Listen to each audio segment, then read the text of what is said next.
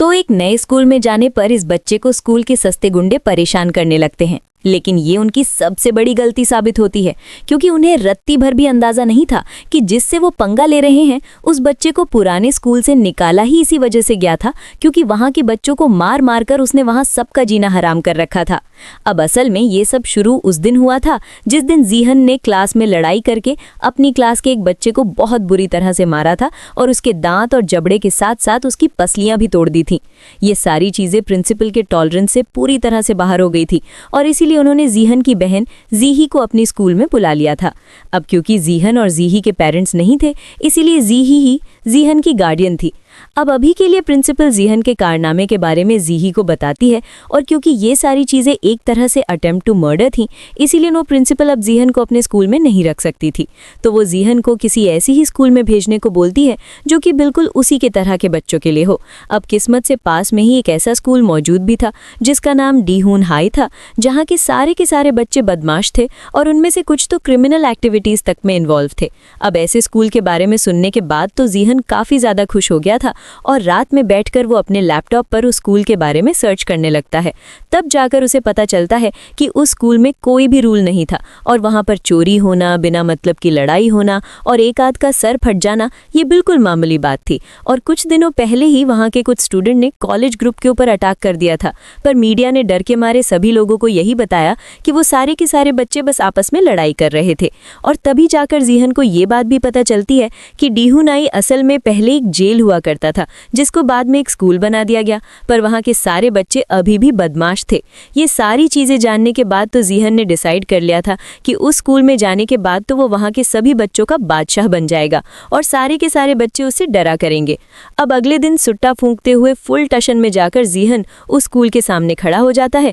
और सोचने लगता है कि अंदर जाकर वो लड़ाई किस तरह से चालू करेगा। पर तभी अचानक से उसके सर पर एक बॉल आकर लगती है, जिससे गुस्से में आने की बजाय जीहन तो पूरी तरह से खुश हो गया था, क्योंकि अब उसे लड़ाई स्टार्ट करने का मौका मिलने वाला था। तब उस ग्रुप में खेल रहे बच्चों में से एक बच्चे को जीहन अपने सामने लड़ाई करने के लिए बुलाता है। तब वो बच्चा भी उसकी तरफ आने लग गया था, मगर जीहन उसको मार पाता उससे पहले ही अचानक से वो बच्चा झुककर उससे माफी मांगने लगता है और बाद में सारे बच्चे उसको बताते हैं कि उन्होंने जानबूझकर उसको हिट नहीं करा था और उनकी बॉल धोखे से उसके लग गई थी। उसके इस तरह के अजीब बिहेवियर को देखकर तो जीहन पूरी तरह से शॉक रह गया था। पर तभी ग्रुप में मौजूद एक दूसरा बच्चा उसको बताता है कि उसको जल्दी से सीज फायर के बारे में जानना पड़ेगा, क्योंकि वो उसी स्कूल का नया बच्चा है और अगर वो सीज फायर के बारे में नहीं जानेगा तो वो पक्का किसी बड़ी मुसीबत में फंस जाएगा। अब वैसे तो जीहन को उनकी बातें समझ में नहीं आती और वो सीधा टीचर के ऑफिस में उनसे मिलने के लिए चला जाता है। ये ऑफिस उसकी सोच से पूरी तरह से अलग था, क्योंकि यहाँ पर उससे बात करते हुए उसका टीचर सिर्फ सुट्टा फूंक रहा था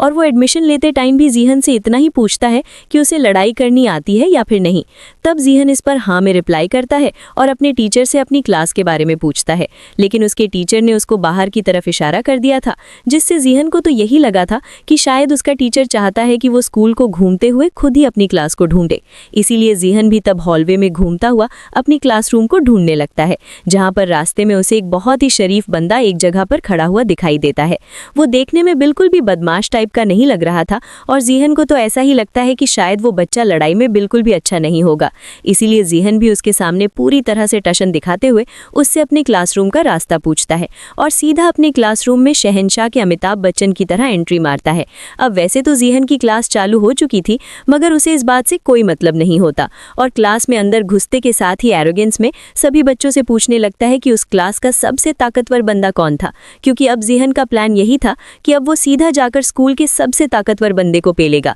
जिससे पूरे स्कूल में उसका रौला जम जाएगा। उसकी ऐसी बातें सुनने के बाद तो सारे क्लास वाले एकदम शांत थे। मगर जिस बंदे ने जीहन को पहले सीज फायर के बारे में बताया था उसका नाम योंगसिक होता है और वही सबसे पहले खड़ा होकर जीहन के अजीब से बर्ताव के लिए उसको डांटता है और उसको वापस से सीज फायर के बारे में याद दिलाता है।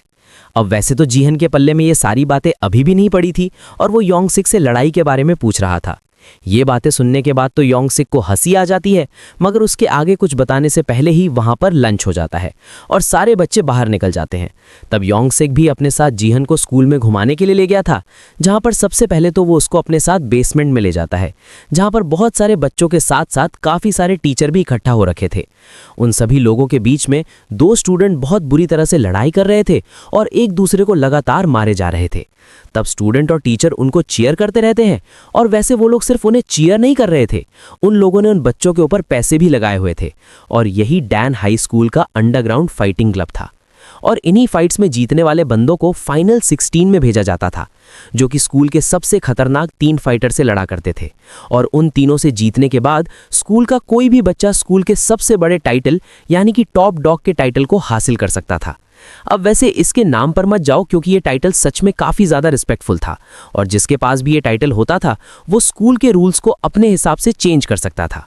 और तब योंगसिक जीहन को सीज फायर के बारे में भी बताता है कि असल में सीज फायर एक रूल है जिसके अकॉर्डिंग कोई भी बच्चा फाइट क्लब के बाहर लड़ाई नहीं कर सकता, और अगर किन्हीं 2 स्टूडेंट को आपस में लड़ाई करनी है तो उन्हें फाइट क्लब के अंदर ही जाना पड़ेगा। स्कूल के सारे बच्चे इस रूल को काफ़ी ज़्यादा स्ट्रिक्टली फॉलो करा करते थे, इसीलिए स्कूल में इधर उधर कभी भी लड़ाई नहीं होती थी और स्कूल किसी गवर्नमेंट डिस्प्यूट में नहीं फंसा करता था। तब जीहन भी इस पर मान जाता है और योंगसिक से उन 3 बंदों के बारे में पूछने लगता है जिनसे लड़कर टॉप डॉग के टाइटल को हासिल करा जा सकता था। अब वैसे अभी के लिए टॉप डॉग का टाइटल जोंग देहू के पास होता है, जो कि स्कूल का सबसे ब्रूटल फाइटर था, जिसको सारे के सारे लोग टाइगर के नाम से भी जानते थे। उसकी फाइटिंग स्किल इतनी ज़्यादा कमाल की थी कि एमएमए अरीना वालों ने भी उसको फाइट करने के लिए इनवाइट करा था और वो अच्छा खासा एमएमए फाइटर बन सकता था। लेकिन उसका करियर चालू होने से पहले ही उसका बाइक से एक बहुत ही खतरनाक एक्सीडेंट हो गया और बॉडी में काफ़ी सारे फ्रैक्चर होने की वजह से उसने स्कूल में भी आना बंद कर दिया और उसका करियर भी पूरी तरह से बर्बाद हो गया। अब उसके अलावा कॉलेज में सबसे खतरनाक 3 बंदे जो मौजूद थे, उसमें से सबसे पहले का नाम पाक कीटे होता है, जो कि स्कूल के जूडो क्लब का कैप्टन और साथ ही एक बहुत ही बढ़िया नेशनल यूथ एथलीट भी था। उसके अलावा जो दूसरा बंदा था उसे पागलों का सरदार भी बोला जाता था, जिसका असली नाम किसी को भी नहीं पता था और सब लोग उसको हॉट डॉग के नाम से जानते थे, क्योंकि अरीना में लड़ाई करते समय हमेशा वो किसी जानवर की तरह लड़ता था। असल में एक समय पर उसकी फैमिली को उसकी आंखों के सामने ही कुछ लोकल गैंग वालों ने जान से मार दिया था और उसके बाद से ही वो पूरी तरह से कठोर हो गया था। और रही बात तीसरे बंदे की, तो तीसरा बंदा सच में काफ़ी ज़्यादा शांत था, जिसका नाम कॉन चैंगसिक था और वो सियोल का एक बहुत ही बढ़िया फाइटर था। उसके शांत नेचर की वजह से सभी लोग उसको काफ़ी ज़्यादा पसंद करते थे और लड़ाई के दौरान 56% टीचर उसके ऊपर ही अपनी बैटिंग लगाया करते थे। अब क्योंकि स्कूल में टाइगर मौजूद नहीं था, इसीलिए जीहन को इन्हीं 3 लोगों से लड़ाई करके उन लड़ाइयों को जीतना पड़ेगा, जिसके बाद ही उसे टॉप डॉग का टाइटल मिल जाता। ये बात सुनने के बाद तो जीहन तुरंत ही इस पर तैयार हो जाता है और वहां से खड़ा होकर सीधा चंगसिक के पास जाने लगता है, जो कि एक जगह पर बैठकर आराम से गाने सुन रहा था। अब चंगसिक की शक्ल देखने के बाद तो जीहन भी बुरी तरह से शॉक रह जाता है, क्योंकि चंगसिक असल में वही बंदा था जो कि पहले के टाइम पर हॉलवे में खड़ा था और उसके चंपूसा देखने की वजह से जीहन ने उसका मजाक बनाया था। उसको देखने के बाद जीहन तुरंत ही उसे लड़ाई के लिए चैलेंज कर देता है, मगर चंगसिक उसके चैलेंज को एक्सेप्ट नहीं करता। वैसे भी सीज फायर की वजह से अरीना के बाहर लड़ाई करना मना था और इसी बारे में याद दिलाने के लिए जब चंगसिक का एक बंदा जीहन के सामने आता है तो जीहन गुस्से में उसके पंच मार देता है। ये सब देखने के बाद तो चंगसिक को काफ़ी ज़्यादा गुस्सा आया था। उसके बावजूद अभी वो कुछ भी नहीं करता और अपने बाकी सारे साथियों से जीहन को मारने को बोलता है। अब वैसे इस सीन को देखने के बाद मुझे मेरे गवर्नमेंट स्कूल का सबसे पहला दिन याद आ गया, जहां पर जाते ही मेरी लड़ाई सीधा कंपार्टमेंट वाले बच्चों से हो गई थी और हो सकता है कि गवर्नमेंट बॉयज स्कूल वाले बच्चे इस बात को रिलेट भी कर पाएं। अब वैसे क्या आप लोगों ने अपने स्कूल में कभी लड़ाई करी है और आप लोग कौन से स्कूल में थे, मतलब कि गवर्नमेंट या फिर प्राइवेट? कमेंट सेक्शन में इस बारे में ज़रूर बताना। खैर, चंगसिक के सारे दोस्त आकर अब जीहन से लड़ाई करने लग गए थे और जीहन भी उन्हें बहुत बुरी तरह से मारे जा रहा था, मगर काफ़ी देर लड़ाई करने के बाद वो बहुत बुरी तरह से थक जाता है और तभी एक बच्चा उसके सर के ऊपर पीछे से बोतल मारकर उसको बेहोश कर देता है, जिसके बाद उन लोगों ने उसकी पैंट उतार दी थी, उसकी वीडियो बनाने लग गए थे। फिर जैसे ही वो लोग जीहन के हेलो किटी के अंडरवेयर को देखते हैं तो सबसे पहले तो उसका मजाक बनाते हुए उसकी वीडियो को स्कूल के ग्रुप में शेयर कर देते हैं और बाद में उसका निकनेम किटी पैंटी रख दिया जाता है। अब इन सभी चीज़ों ने कहीं ना कहीं जीहन को एक तरह से सदमे में डाल दिया था और उस दिन ही जी के काफ़ी बार बोलने के बावजूद भी ना तो वो अपने कमरे से बाहर आया था और ना ही उसने खाना खाया था। अब अपने पहले ही दिन पर अपनी खोई हुई इज्जत को वापस से पाने के लिए वो अगले दिन योंगसिक के पास जाता है। उसको बताता है कि अगर चंगसिक उससे अकेले लड़ाई करने के लिए मान जाता तो वो पक्का चंगसिक को हरा देता। ये बात जानकर योंगसिक उसको बताता है कि उन तीनों फाइटर से लड़ने के लिए उसे सबसे पहले फाइट क्लब में 5 राउंड को लगातार जीतना पड़ेगा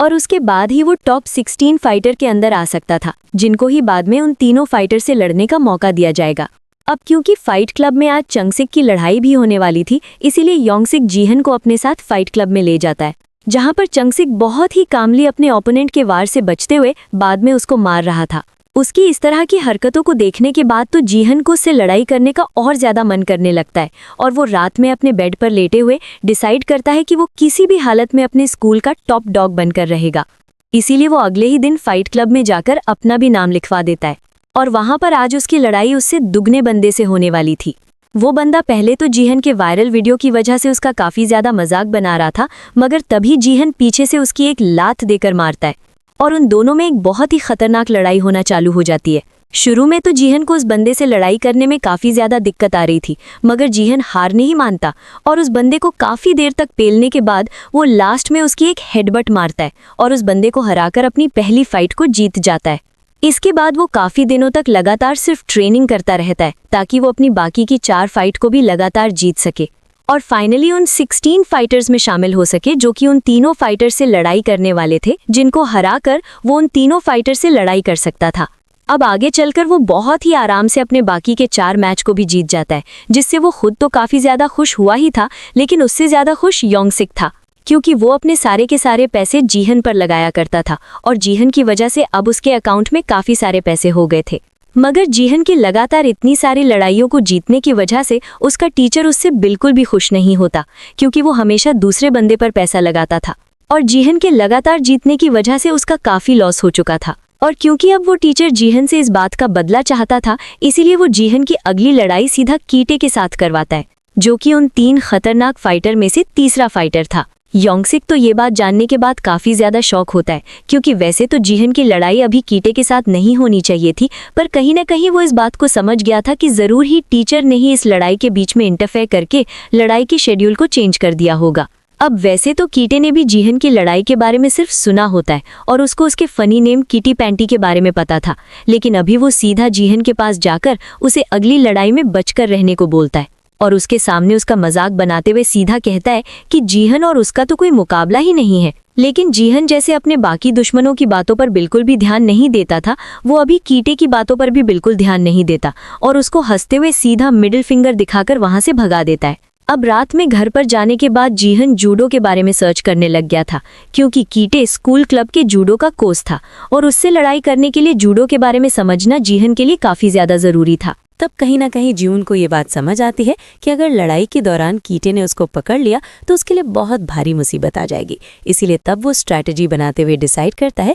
कि लड़ाई के दौरान वो अपनी शर्ट को उतार देगा, जिससे कीटे को उसको नंगे बदन पकड़ने में काफ़ी ज़्यादा दिक्कत आएगी और जैसे ही उसे मौका मिलेगा वैसे ही वो कीटे को नॉकडाउन कर देगा। अगले दिन फाइनल 16 के फाइटिंग की शुरुआत हो चुकी थी और पहली ही लड़ाई कीटे और साथी जियोन के बीच थी। अब लड़ाई के दौरान ओवर कॉन्फिडेंट होने की वजह से जियोन ने अपनी जैकेट को नहीं उतारा था, इसीलिए लड़ाई करने में उसको काफ़ी ज़्यादा दिक्कत आ रही थी। कीटे तब अपने जूडो का इस्तेमाल करते हुए उसे उठाकर काफ़ी बार फेंकता है और हर बार उसकी पकड़ से बच पाना तो जियोन के लिए बिल्कुल पॉसिबल नहीं था। तब वो भी कीटे के ऊपर काफ़ी सारे अटैक करने की कोशिश करता है, मगर कीटे के ऊपर उसके अटैक का ज़्यादा असर नहीं होता। अब कीटे को लग रहा था कि वो इस मैच को जीत चुका है, इसीलिए वो एक सिगरेट जलाकर उसे मैच के बीच में ही पीने लगता है, मगर जियोन तब खड़ा होकर तुरंत ही अपनी रिसर्च को एक्शन में ले आता है। अब उसने अपने अपव्यय को पूरी तरह से उतार दिया था, जिस वजह से कीटे जब उसको पकड़ने की कोशिश करता है तो इस बार वो उसको नहीं पकड़ पाता और इसके अगले ही पल जियोन उसकी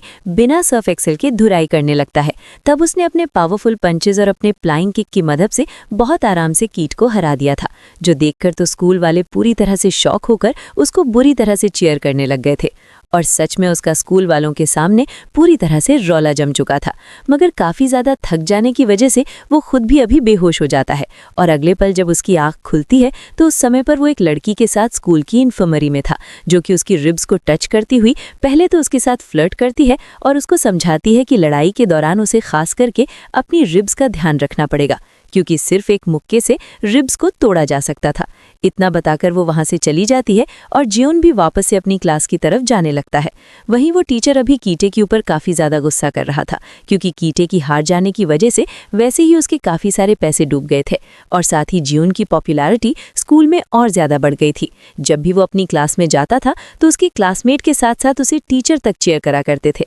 और उसका किटी पैंटी नाम ही अब एक रिस्पेक्ट के साथ देखा जाता था। मगर ये सारी चीजें ज्यादा दिन तक नहीं चलती और जल्द ही जियोन के सामने उसका दूसरा ओपोनेंट हॉट डॉग आ जाता है। हॉट डॉग हमेशा अपने पास एक की चेन को रखा करता था, जो कि उसके पेरेंट्स ने उसको मरने से पहले गिफ्ट करी थी और हॉट डॉग को भी यही लगता था कि जब तक वो की चेन उसके पास रहेगी तब तक उसको किसी भी लड़ाई में कोई नहीं हरा सकता। वो जियोन की क्लास में आकर उसकी काफी ज्यादा बेइज्जती करता है और जियोन को भी अब अपने ऊपर डाउट होने लग गया था कि वो हॉट डॉग से होने वाली लड़ाई में हार जाएगा। इस बारे में वो स्कूल के टेरेस के ऊपर बैठकर सोच ही रहा था कि तभी अचानक से उसके पास चैंगसेक आ जाता है, जो कि उसको इस तरह देखकर जानबूझकर उसका मजाक बनाने लग गया था, क्योंकि जियोन सच में काफी ज्यादा डरा हुआ था। मगर उस समय पर चैंगसेक के मजाक बनाने की वजह से जियोन के अंदर लड़ाई करने की एक और आग जलने लगती है और अब वो किसी भी हालत में हॉट डॉग को लड़ाई में हराकर चैंगसेक से लड़ाई करना चाहता था। अब जिस दिन उसकी हॉट डॉग से लड़ाई होने वाली होती है तो उस समय पर सारे के सारे लोग फाइटिंग अरीना में पूरी तरह से शांत थे और उन्हें समझ में नहीं आ रहा था कि इस बार की लड़ाई को कौन जीतेगा। तब लड़ाई के दौरान सबसे पहला अटैक कुछ जियोन करता है, जिसके अटैक से हॉट डॉग दूर जाकर गिरता है। मगर अगले ही पल उसने जियोन के ऊपर भी एक बहुत ही खतरनाक अटैक करा था, जिससे जियोन भी जमीन पर जा गिरता है। उसे समझ आ रहा था कि हॉट डॉग के अंदर सच में काफी ज्यादा जान है और उससे लड़ाई करना इतना ज्यादा आसान नहीं होने वाला। अब हॉट डॉग जल्दी इस फाइट को खत्म करना चाहता था, इसीलिए वो अपने फाइनल अटैक की तैयारी करने से पहले सबसे पहले अपने माँ बाप से प्रे करता है और बाद में जियोन के ऊपर लगातार अटैक करना चालू कर देता है। जियोन की हालत भी इससे काफी ज्यादा खराब हो गई थी, मगर जियोन की किस्मत अच्छी होने की वजह से हॉट डॉग की कीचेन कहीं पर खो जाती है और वो काफी ज्यादा परेशान होते हुए उसी कीचेन को ढूंढने में लग जाता है। इसी मौके का फायदा उठाकर जियोन गुस्से में सबसे पहले उसकी एक लात मारता है और बाद में उसकी कीचेन को ढूंढकर उसके सामने ही निगल जाता है। ये देखकर तो हॉट डॉग की हालत पूरी तरह से खराब हो गई थी और अब उसका कॉन्फिडेंट भी पहले जैसा नहीं लग रहा था। इसीलिए जीन भी उसके ऊपर काफी बार लगातार अटैक करता है और फाइनली उसको भी हराकर इस मैच को भी जीत जाता है। अब उसकी नजरें सीधा चैंगसेक की तरफ थीं और जीन ने उसको नजरों में ही क्लियर कर दिया था कि अगली हारने की बारी उसकी है। रवि की फाइट को देखने के बाद तो सभी लोग पूरी तरह से पागल हो गए थे, पर उतने में ही वहां पर डेहो पहुंच जाता है, जिसको देखने के बाद सब लोग पूरी तरह से शॉक हो जाते हैं और पूरे अरीना में एक अजीब सा सन्नाटा छा जाता है, जो कि अभी के टाइम पर टॉप डॉग है और अभी के टाइम पर वो सारे के सारे बैटल्स को बंद करवाना चाहता था। ये बात जानने के बाद चैंगसेक डेहो से जाकर अकेले में बात करता है, उससे रिक्वेस्ट करते हुए उसे फाइट के बीच में इंटरफियर ना करने को बोलता है। मगर असल में डेहो का प्लान तो पूरी तरह से अलग था, क्योंकि उसकी लाइफ बर्बाद होने की वजह से उसे स्कूल में वापस आना पड़ गया था। इसीलिए वो स्कूल के ऊपर पूरी तरह से कंट्रोल करना चाहता था, जिसके बाद वो सभी लोगों को इस चीज की भी परमिशन दे देता कि वो अरीना के बाहर भी लड़ाई कर सकते थे। ये बात जानने के बाद चैंगसेक काफी ज्यादा परेशान हो जाता है और डेहो को एक लड़ाई के लिए चैलेंज कर देता है।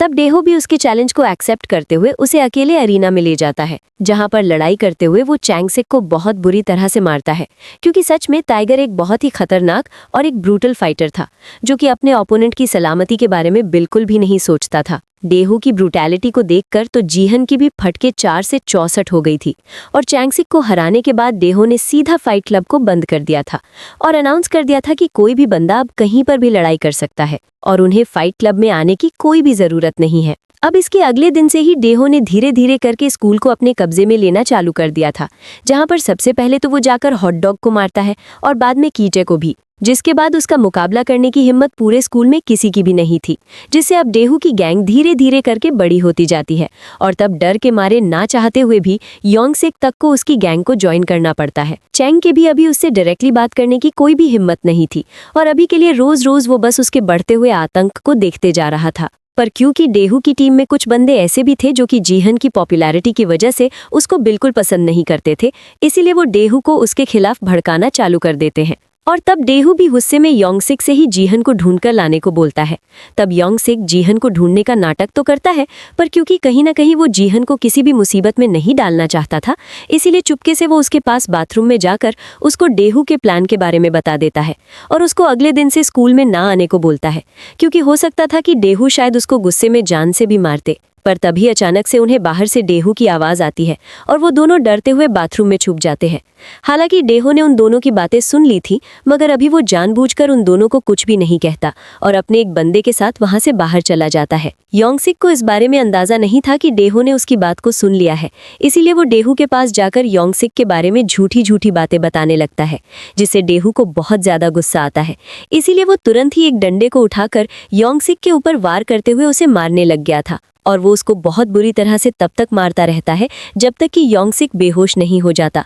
दूसरी तरफ योंगसिक की बातों की वजह से जीहन भी पूरी तरह से डर चुका था, इसीलिए वो अगले दिन से स्कूल ना आने का डिसाइड करता है। पर तभी अचानक से चैंगसिक भागता हुआ उसके पास आता है और उसको योंगसिक के बारे में बताता है, जिसके बारे में सुनते ही जीहन तुरंत ही भागता हुआ स्कूल में मौजूद डेहू के अड्डे में पहुंच जाता है, जहां पर योंगसिक अभी घायल और बेसुध हालत में जमीन पर बिना कपड़ों के पड़ा हुआ था और उसकी हालत को देखने के बाद जीहन को डेहू के ऊपर काफी ज्यादा गुस्सा आ रहा था। पर उतने में ही डेहू वहां पर खुद पहुंचकर जीहन का मजाक बनाते हुए उसे अगले दिन मिलने को बोलता है, लेकिन जीहन की अभी इतनी ज्यादा फटी पड़ी थी कि वो डेहू को कोई जवाब भी नहीं दे पाता। खैर, अब इसके बाद जब वो रात में अपने घर पर पहुंचता है तो उसकी बहन जीहा ने आज ड्रिंक करी हुई थी, क्योंकि वो उसके फ्यूचर को लेकर काफी ज्यादा परेशान थी। वो अपनी फैमिली के बारे में बात करती है और तब जाकर पता चलता है कि असल में उन दोनों की माँ की मौत के बाद उनके पिता ने उन दोनों को ऐसे ही छोड़ दिया था, क्योंकि कहीं ना कहीं वो भी डरपोक थे और उनके अंदर उन दोनों को पालने की हिम्मत ही नहीं थी।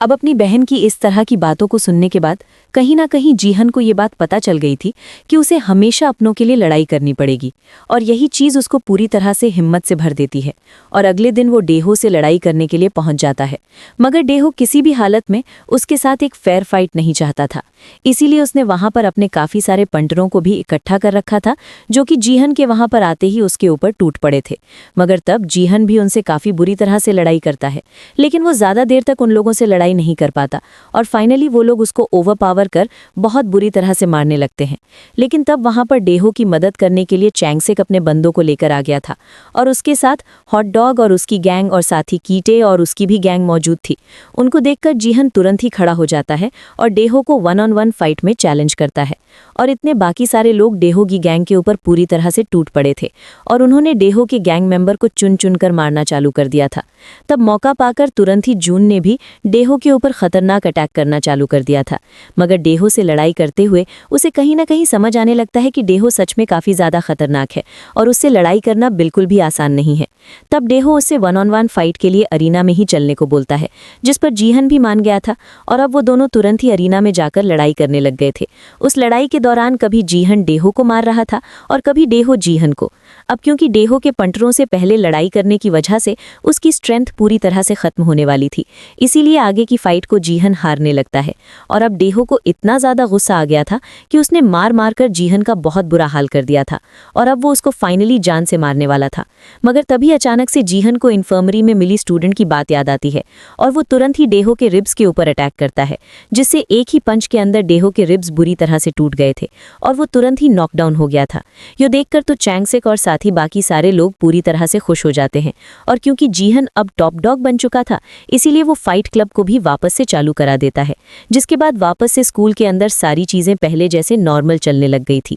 और फाइनली आज वो दिन होता है जब चैंगसिक और साथ ही जीहन की फाइट होने वाली थी। तब सारे के सारे बच्चे उस फाइट को देखने के लिए आए हुए थे, मगर जैसे ही वो लोग फाइट को चालू करने वाले होते हैं वैसे ही ये मूवी यहीं पर खत्म हो जाती है। अब वैसे आप लोगों को क्या लगता है कि उन दोनों में से कौन जीता होगा? कमेंट सेक्शन में इस बारे में ज़रूर बताना। बाकी अपने स्कूल टाइम पर तो ज़्यादातर सभी लोगों ने लड़ाई करी ही होती है, और अगर आप लोगों का ऐसा कोई इंसिडेंट हो तो उसके बारे में भी कमेंट सेक्शन में ज़रूर बताना। साथ ही ये भी बताना कि क्या आप लोगों को मेरी एक्सप्लेनेशन पसंद आई, क्योंकि मुझे तो उम्मीद है कि आप लोगों को मेरी एक्सप्लेनेशन पसंद आई होगी। इसीलिए अगर एक्सप्लेनेशन पसंद आई हो तो चैनल को सब्सक्राइब करना और बेल नोटिफिकेशन को ऑल पर सेलेक्ट करना और वीडियो को भी लाइक करना। मैं ऐसी ही और मज़ेदार एक्सप्लेनेशन वीडियोज़ लेकर आता रहूँगा। खैर, तब तक के लिए टाटा और बाय बाय।